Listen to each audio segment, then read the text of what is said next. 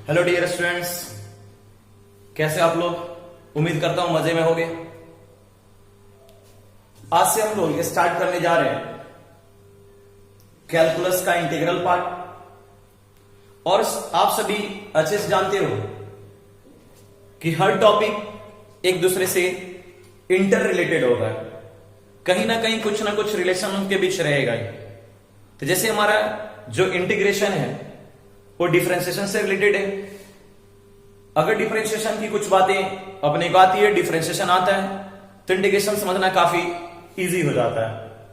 और integration differentiation ही नहीं, आपको कुछ ट्रिग्नोमेट्री के फार्मूलाज की भी नीड होगी, और ट्रिग्नोमेट्री के फार्मूलाज हमें आना चाहिए। अगर ट्रिग्नोमेट्री के फार्मूलाज भी अपने को अच्छे से आता है तब तो भाई इंटीग्रेशन समझना काफी आसान हो जाएगा।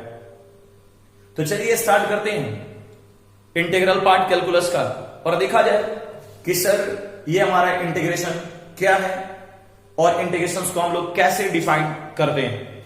तो ध्यान दीजिएगा। देखिए, सबसे पहले हम लोग ये समझेंगे कि सर इंटीग्रेशन हमारा क्या है। तो देखो भाई, पहली बात है, इंटीग्रेशंस को टू पार्ट्स में डिवाइड किया गया है। इंटीग्रेशंस को टू पार्ट में डिवाइड किया गया है। फर्स्ट पार्ट क्या है इसका, इनडेफिनिट इंटीग्रेशन, और सेकंड आपका है डेफिनिट इंटीग्रेशन है।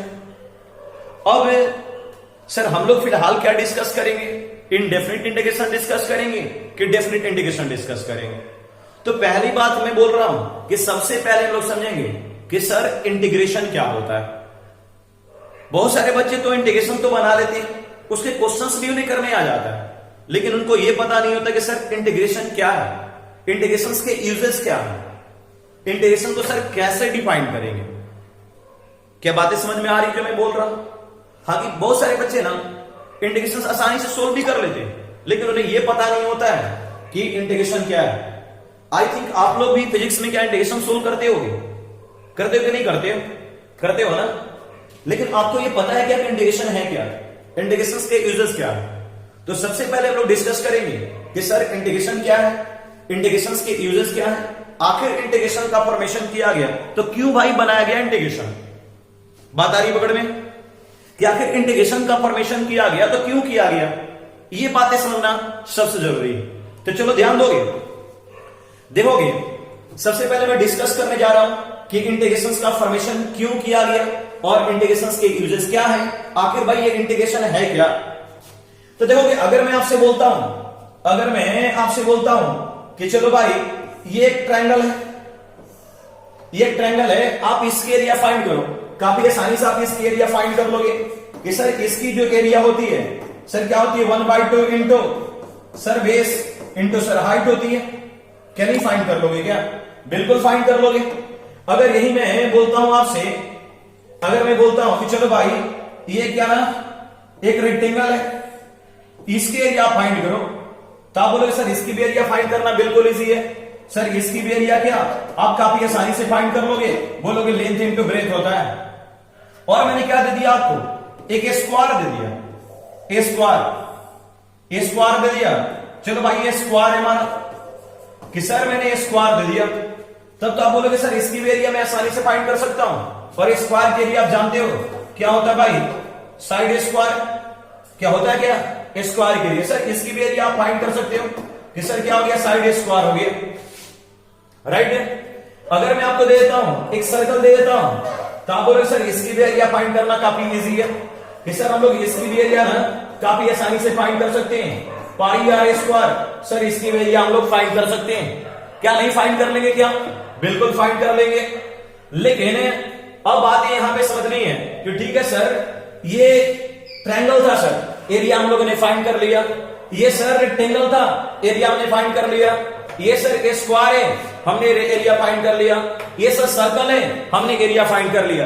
अगर हमें कोई पॉलीगन दे दिया गया तो भी हम लोग क्या उसकी एरिया फाइंड कर लेते। लेकिन जरा सोचो ना, आपको दे क्या दिया गया, जरा ध्यान देना। किसी ने क्या कर दिया, यहां से किसी ने क्या कर दिया कि आपको एक ऐसा कर्व दे दिया गया, ऐसा कर्व दे दिया गया, और यहां से इसे ऐसे बॉन्डेड कर दिया गया, बॉन्डेड कर दिया गया यहां से, और बोला गया आपसे ध्यान देना मेरी बात। बोला गया आपसे कि ये जो पार्ट आपको दिख रहा, ये कलरफुल जो पार्ट दिख रहा, ये कलरफुल पार्ट है, इसकी एरिया जरा आप फाइंड कर दो, इसकी एरिया फाइंड कर दो, तब तो आप परेशानी में आ जाओगे। आपसे कहा कि भाई ये एरिया जो कलरफुल ये पार्ट दिख रहा सर, ये से जो घिरा हुआ है, यहां से जो आपको ये घिरा हुआ दिख रहा, बॉन्डेड जो दिख रहा, इसे जो बॉन्डेड दिख रहा, ध्यान दोगे यहां से ये बॉन्डेड जो दिख रहा कि सर इसकी एरिया फाइंड कर दो, तब तो आप बोलोगे ना कि यहां से इसकी एरिया फाइंड करनी है कलरफुल वाले पार्ट का, तो आप बोलोगे सर ये तो बड़ी मुश्किल बात है, इसके सर एरिया कैसे फाइंड करेंगे? नहीं सर हमारे पास क्या, नहीं सर ये रेक्टेंगल है, नहीं सर ये सर्कल है, नहीं सर ट्रायंगल है, और नहीं ये स्क्वायर है, तो भाई कैसे फाइंड करोगे? अब सर यहां पे प्रॉब्लम आया। तब देखो इसकी एरिया फाइंड करने के लिए ही, इसकी एरिया फाइंड करने के लिए ही इंटीग्रेशन का फॉर्मेशन किया गया। इसकी एरिया फाइंड करने के लिए ही इंटीग्रेशन का फॉर्मेशन किया गया। तब तो आप बोलोगे कि तब तो इसका मतलब सर इंटीग्रेशन क्या एरिया फाइंड करती है? आप ऐसा बोलोगे कि सर इंटीग्रेशन क्या एरिया फाइंड करती है? जी हां, इंटीग्रेशन क्या करती है? एरिया ही फाइंड करती है। और बिल्कुल ये सही बात है सर, इंटीग्रेशन के यूजेस हम लोग किस लिए करते हैं? सर एरिया को फाइंड करने के लिए करते हैं। तो सर ये किस तरह सर, ऐसे अगर किसी भी कर्व, अब जरा मेरी बात ध्यान सुनोगे, किसी भी कर्व और एक एक्सिस के बीच अगर एरिया फाइंड करनी हो तो सर हम लोग इंटीग्रेशन द्वारा एरिया फाइंड करते हैं। तब आप बोलोगे सर क्या कि इंटीग्रेशन द्वारा सर ट्रायंगल के एरिया फाइंड कर सकते हैं क्या? जी हां कर सकते हैं। इंटीग्रेशन द्वारा सर्कल के एरिया फाइंड कर सकते हैं क्या? जी हां कर सकते हैं। ट्रायंगल, रेक्टेंगल, स्क्वायर, सर्कल, सबकी एरिया हम लोग इंटीग्रेशन द्वारा फाइंड कर सकते हैं। अब देखोगे तो इतनी बात तो क्लियर हो गई सर कि सर इंटीग्रेशन का यूज हम लोग किस लिए करते हैं? तो सर एरिया को फाइंड करने के लिए हम लोग इंटीग्रेशन का यूज करते हैं। और सर इंटीग्रेशन किसी फंक्शन के कर्व, और इंटीग्रेशन किसी फंक्शन के कर्व और एक एक्सिस, देख लो यहां पे ये किसी फंक्शन का कर्व हो गया, ये कर्व हो गया, और सर क्या हो गया? एक एक्सिस हो गया। तो इसके बीच की जो एरिया है, इस एरिया को फाइंड करने के लिए इंटीग्रेशन का फॉर्मेशन किया गया। और सर इंटीग्रेशन का यूज हम लोग एरिया को फाइंड करने के लिए करते हैं। तो क्या इतनी बात क्लियर हो गई होगी? चलो आगे बढ़ते हैं। उम्मीद करता हूं कि बिल्कुल ये बातें क्लियर हो चुकी होगी। देखा जाए, अब जरा ध्यान दोगे, अब सर कैसे फाइंड करते हैं जरा इस बात को समझा जाए कि ठीक है सर हम लोग बात कर दिया कि एरिया तो हम लोग फाइंड करते हैं, लेकिन कैसे भाई एरिया फाइंड करते हैं ये भी तो समझना जरूरी है। तो चलो जरा समझा जाए कैसे एरिया हम लोग फाइंड करते हैं। तो ध्यान दोगे, अगर भाई तो चलो ना मैं कहता हूं कि चलो भाई कोई कर्व ले लो, आपने कोई कर्व ऐसे पकड़ लिया, आपने कोई कर्व ऐसे पकड़ लिया, किसी फंक्शन का कर्व है, ये किसी फंक्शन का कर्व है। चलो क्या भाई y = fx का ये हमारा कर्व है, और ये आगे चलता ही जाएगा, और इधर भी ये चलता आ गया। चलो देख लो हमने क्या करा, यहां से एक्स एक्सिस टेक कर लिया, ये एक्स एक्सिस टेक कर लिया। चलो भाई ये हमारा एक्स एक्सिस है, एक्स एक्सिस है, और यहां से क्या ये वाई एक्सिस हो गया हमारा, ये वाई एक्सिस हो गया, ये क्या हो गया एक्स डैश, और ये एक्स हो गया, और ये वाई, और ये वाई डैश हो गया। अब देखा जाए करें कि भाई इस कर्व और इस एक्सिस के बीच की एरिया में फाइंड करनी। अब यहां पे ये नहीं बता कि कहां तक एरिया फाइंड करनी। चलो मैं क्या कर रहा हूं, इसे बॉन्डेड भी कर दे रहा हूं कि मुझे इतना एरिया फाइंड करना है। चलो यहां से लेकर मुझे यहां तक की एरिया फाइंड करनी, यहां तक की एरिया फाइंड करनी। मतलब जो देख रहे हो आप इस कलरफुल पार्ट का, ये जो पार्ट देख रहे हो आप, इस कलरफुल पार्ट का हमें एरिया फाइंड करनी, इस कलरफुल पार्ट का हमें एरिया फाइंड करनी है। तो देखा जाए इंटीग्रेशन में हम लोग एरिया कैसे फाइंड करते हैं, तो समझोगे ध्यान से, क्योंकि काफी जरूरी होता है ये समझना। हम बच्चे सब कुछ तो जानते हैं, इंटीग्रेशन को सोल्व भी करने आता है, बट ये पता नहीं होता कि सर इंटीग्रेशन का यूज क्या है। अब इसकी एरिया फाइंड करनी है। अब इसकी एरिया क्या हम लोग इंटीग्रेशन को यूज करके फाइंड करते हैं। देखो क्या किया गया यहां से, कैसे सर यहां से एरिया फाइंड की गई। अब तो देखो नहीं इतना एरिया था सर, फिक्स कर दिया कि चलो भाई इतना ही एरिया फाइंड करो, आगे भी एरिया टेक कर सकते हैं, लेकिन फिक्स कर दिया है कि इतना ही एरिया अपने को फाइंड करना है। देखो ध्यान दोगे, ये आप जानते हो कि सर ओरिजिन होता है, सर ओरिजिन है, और यहां पे सर है, तो यहां पे कुछ ना कुछ डिस्टेंस रहा होगा। चलो मैंने क्या कर दिया, इसको x = ए डिस्टेंस दे दिया और इधर क्या दे दिया डिस्टेंस, इधर इसका लेंथ दे दिया मैंने, चलो एक्स इक्वल टू क्या मैंने माइनस ए लेंथ दे दिया, राइट। दोनों साइड में इक्वल ले लिया।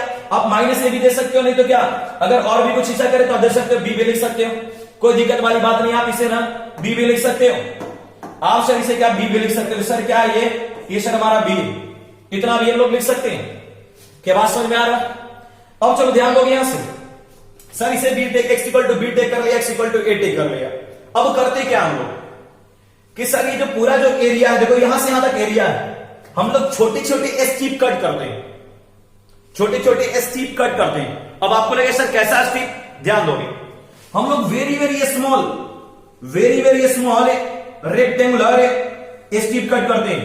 ये देखने में थोड़ा आपको बड़ा दिख रहा होगा, देखने में बड़ा दिख रहा होगा, लेकिन क्या ना ये बहुत ही वेरी वेरी थिन है, वेरी वेरी स्मॉल सेक्शन है, वेरी वेरी स्मॉल सेक्शन। हमने क्या कट कर दिया, ऐसे कट कर लिया और ऐसे इसी साइज का जो कट किया, और देखो यहां कट कर लिया और ऐसे कट करते जाएंगे बहुत सारे सेम साइज का, मतलब उसका क्या जो ब्रेथ होना चाहिए कि ना, ब्रेथ जो होना चाहिए सेम होना चाहिए, बहुत सारे ऐसे यहां बगल में काट लेंगे, फिर और भी काट लेंगे और भी काट लेंगे। चलो मैं यहां भी काट के दिखाता हूं, चलो भाई यहां भी कट कर लिया मैंने, सेम साइज का।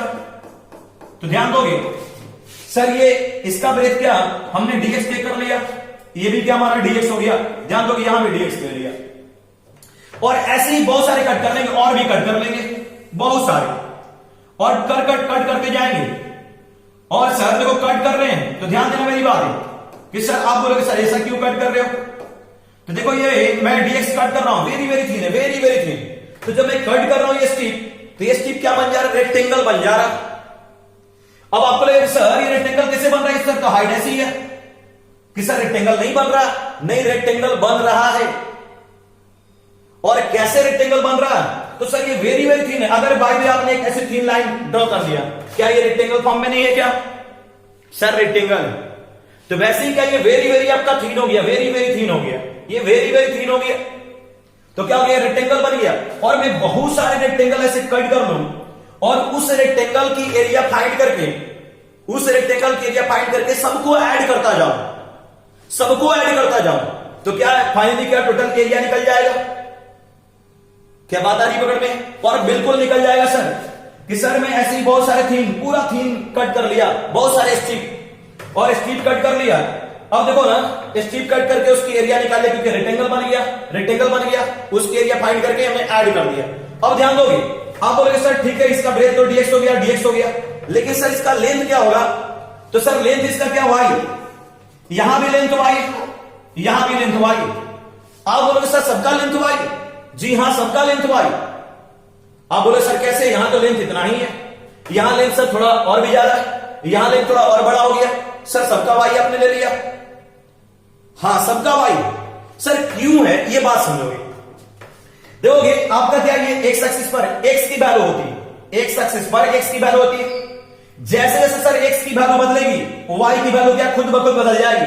देखो ना आपको दिखाता हूं मैं, अगर कोई फंक्शन दिया गया एफ, चलो एक्स स्क्वायर प्लस 1 दिया गया, एफ को क्या लिखते हो वाई लिखते हो, और एक्स स्क्वायर प्लस 1 हो गया। अगर मैं एक्स की वैल्यू 0 रखता हूं तो वाई हमारा क्या हो गया 0 प्लस 1 यानी 1 हो गया। अगर मैं एक्स की वैल्यू 1 रखता हूं तो वाई क्या हो गया 1 स्क्वायर प्लस 1 यानी क्या हो गया 2 हो गया। सर अगर मैं एक्स की वैल्यू क्या 2 रखता हूं तो वाई क्या हो गया, तो 2 स्क्वायर प्लस 1 यानी सर क्या हो गया 5 हो गया। क्या बात आ रही पकड़ में, सर एक्स की वैल्यू बदल रहा, वाई खुद ब खुद बदल जा रहा। तो सर यहां पे जो वाई है ना ये खुद ब खुद अपनी हाइट टेक कर लेगा कि ये कितना वाई होगा, यहां कितना वाई होगा, यहां कितना वाई होगा। आपको करने की जरूरत नहीं पड़ेगी, क्योंकि सर एक्स जो है ये वैरी कर रहा, और एक्स वैरी करेगा, एक्स क्या इंक्रीज करेगा डिक्रीज करेगा, तो वाई खुद ब खुद बदल जाएगा। तब सर क्या करेंगे, सबकी यहां से रेक्टेंगल, जितने भी रेक्टेंगल इसके बीच बनेंगे सब रेक्टेंगल की एरिया फाइंड करके ऐड कर लेंगे। तो आपको लगेगा सर कैसे करोगे, ये भी तो टफ वर्क है, हाँ बिल्कुल है। अब दो क्या करोगे, तो सर इसके रेक्टेंगल की एरिया क्या हो जाएगी, लेंथ इंटू ब्रेथ यानी वाई इंटू डीएक्स। सर ये एरिया हो गई क्या, अब सबकी निकालनी है सर, हाँ भाई, और सबको निकाल के ऐड करने के लिए क्या टर्म आता है समेशन, यानी सिग्मा आएगा, सिग्मा। और सर कहां से, तो x की वैल्यू देखो यहां पे, x की वैल्यू सर b है, b से लेकर कहां तक है, x की वैल्यू सर a तक। क्या बात पकड़ में आ रही है? x की वैल्यू b से लेकर a तक। जैसे जैसे x की वैल्यू बदलेगी y खुद ब खुद बदलता जाएगा।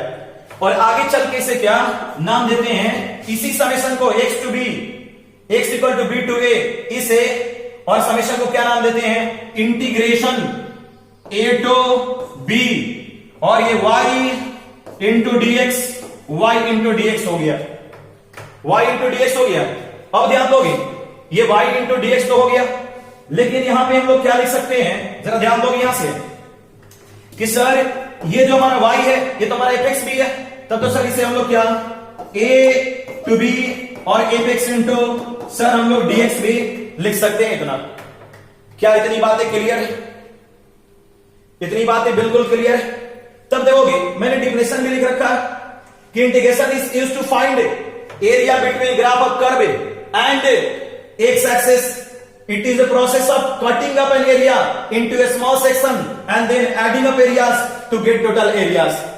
कहता भाई कि इंटीग्रेशन क्या, इंटीग्रेशन का यूज क्या है भाई, तो इंटीग्रेशन का हम लोग यूज करते हैं किसी फंक्शन के कर्व और एक्स एक्सिस के बीच की एरिया फाइंड करने के लिए, और उसके बीच की एरिया को हम लोग क्या स्मॉल सेक्शन में कट करते हैं, और स्मॉल सेक्शन में कट करके फिर क्या करते हैं, उस एरिया को फाइंड करके और सारी एरिया को 1 by 1 ऐड कर देते हैं। देन क्या होता है, हमारा टोटल एरिया फाइंड हो जाता है, और यही सर हमारा क्या है, इंटीग्रेशन। अगर ग्राफिकली बात करें तो सर इंटीग्रेशन के यूज क्या है, तो इंटीग्रेशन का यूज है सर एरिया फाइंड करने के लिए हम लोग इंटीग्रेशन का यूज करते हैं। अगर कोई आपसे कहता है कि भाई इंटीग्रेशन क्या है, तब कह सकते हो कि एरिया अंडर कर्व है,